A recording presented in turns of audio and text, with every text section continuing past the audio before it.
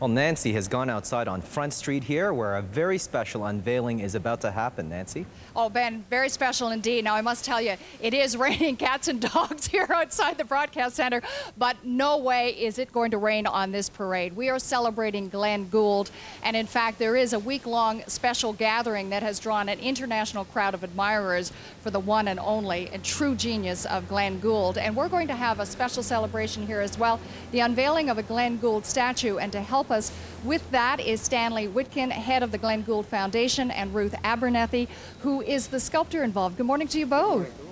Now, Stanley, this is a very special event. What was the idea or thinking behind the statue, making a statue? Well, the foundation has always wanted to have some representation of Glenn Gould, not only for Toronto, for the people of Canada, because he is really a national figure. He's known all over the world.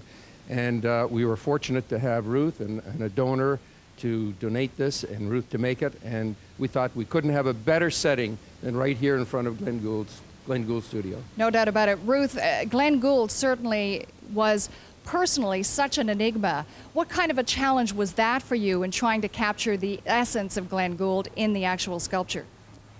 Well, the same enigma that bothers all of us. When you just look at the photos and you look at the photos and then you look at the photos some more, and it's actually better when you put the music on and work from that. All right, I think we should... Add one more thing? Sure. People come from all over the world. They come to Toronto to see places where Glenn was born, the cemetery, etc.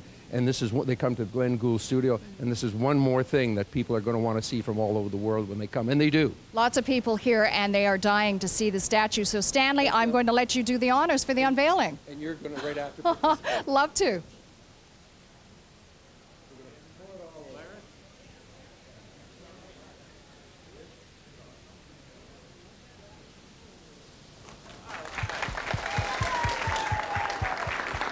We can get you to sit right there, Nancy. Well, I want to talk to Ruth first.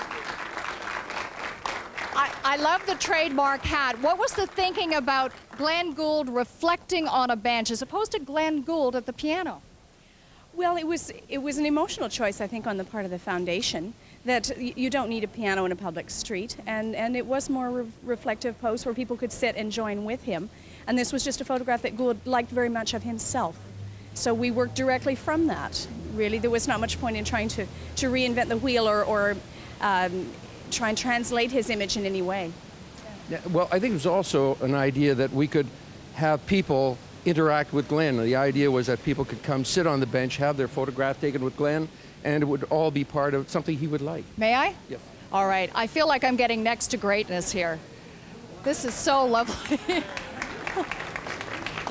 This is a real gift. It's such a treat to do this, and we'll have more of CBC Morning and more of celebrations of the great Glenn Gould. Stay with us.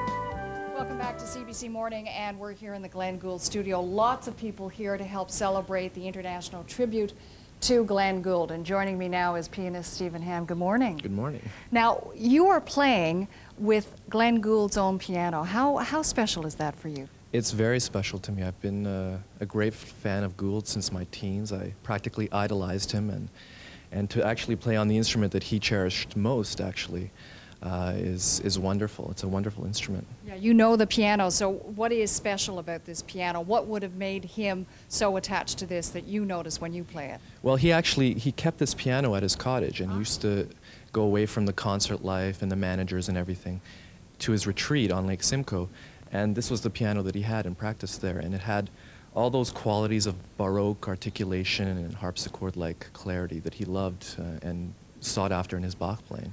I expect it would be difficult to actually choose what you want to play to commemorate Glenn Gould. What have you chosen to play for us today? I chose something that he actually recorded when he was my age. Ah. In 1959, he recorded the Bach Italian Concerto. So I'm going to play the third movement of that. And what is special about this concerto?